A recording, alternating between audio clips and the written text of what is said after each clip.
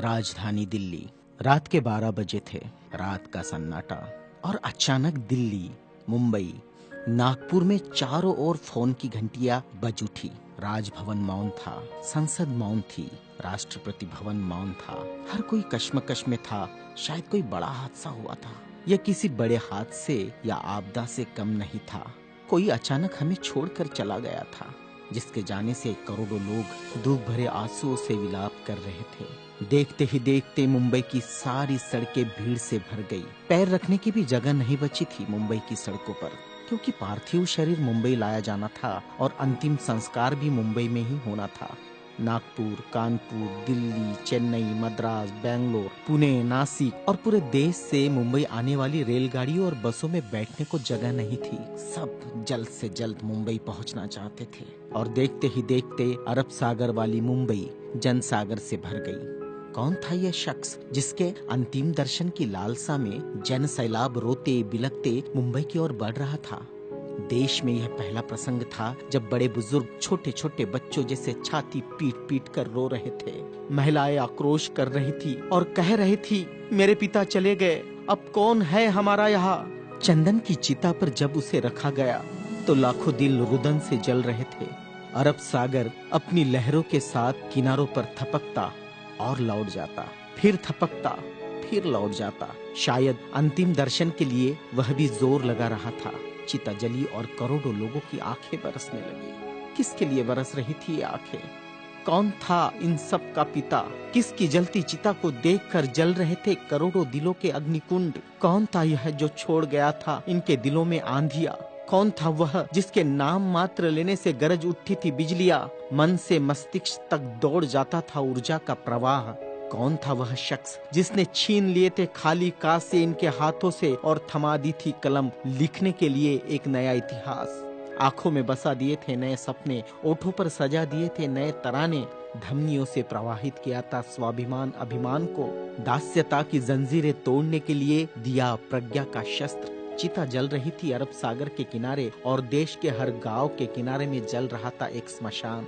हर एक शख्स की आंखों में और दिल में भी, जो नहीं पहुंच सका था अरब सागर के किनारे, एक टक देख रहा था वह उसकी प्रतिमा या गांव के उस झंडे को जिसमें नीला चक्र लहरा रहा था, या बैठा था भूख प्यास भूल कर अपने समूह के साथ उस जगह जिसे वो बुद्ध विहार कहता था। क्यों गांव शहर में सारे समूह भूखे प्यासे बैठे थे उसकी चिता की आग ठंडी होने का इंतजार करते हुए। कौन सी आग थी जो वह लगाकर चला गया था? क्या विद्रोह की आग थी या थी वह संघर्ष की आग? भूखे नंगे बदनों को कपड़ों से ढकने की थी आग? असमानता की धज्जियां उड़ाकर समानता प्रस्थापित करने की आग? चवदार तालाब पर जलाई हुई आग अब बुझने का नाम नहीं ले रही थी। धू धू जलती मनुस्मृति धुएं के साथ खत्म हुई थी। क्या यह वह आग थी जो जलाकर चला गया था वह? सारे ज्ञानपीठ, स्कूल, कॉलेज मरुभूमि जैसे लग रहे थे। युवा युवतियों की कलकलाहट आज मौन थी। जिन्होंने हाथ में कलम थमाई, शिक्षा का महत्व समझाया, जीने का मकसद दिया, राष्ट्र प्रेम की ओतप्रोत भावना जगाई, वह युगंधर, वह प्रज्ञा सूर्य काल के कपाल से ढल गया था। जिस प्रज्ञा तेज ने चेहरे पर रोशनियां बखेरी थी, क्या वह अंधेरे में गुम हो रहा था? बड़ी अजीब कश्मकश थी। भारत का महान पत्रकार, अर्थशास्त्री, दूरदृष्टा क्या दृष्टि से ओझल हो जाएगा? सारे मिलों पर ऐसा लग रहा था जैसे हड़ताल चल रही हो।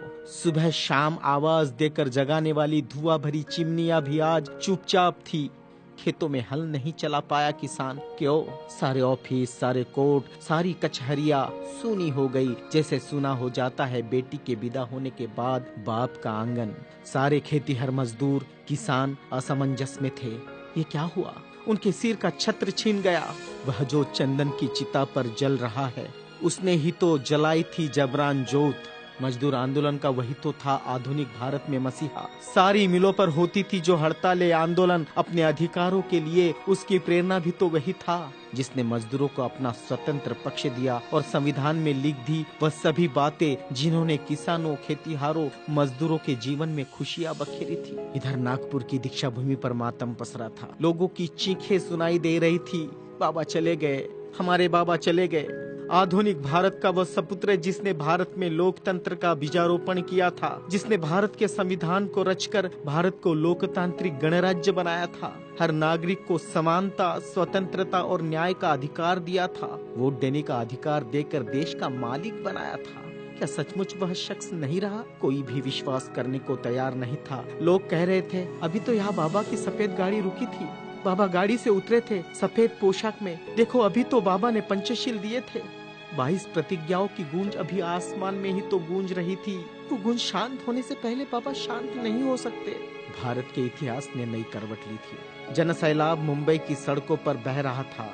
भारतीय संस्कृति में तुच्छ कहलाने वाली नारी, जिसे हिंदू कोड बिल का सहारा बाबा ने देना चाहा और फिर संविधान में उसके हक आरक्षित किए, ऐसी माँ बहनें लाखों की तादाद में स्मशान भूमि पर थी। यह भारतीय सड़ी गली धर्म परंपराओं के मुंह पर एक जोरदार तमाचा था, क्योंकि जिन महिलाओं को स्मशान जाने का अधिकार भी नहीं दिया, ऐसी 3 लाख महिलाएं बाबा के अंतिम दर्शन को पहुंची थी, जो अपने आप में एक विश्व विक्रम था। भारत का यह युगंधर, संविधान निर्माता, प्रज्ञा तेज, प्रज्ञा सूर्य, महासूर्य, कल्प पुरुष नव भारत को नवचेतना देकर चला गया, एक ऊर्जा स्रोत देकर, समानता, स्वतंत्रता, न्याय, बंधुता का पाठ पढ़ाकर।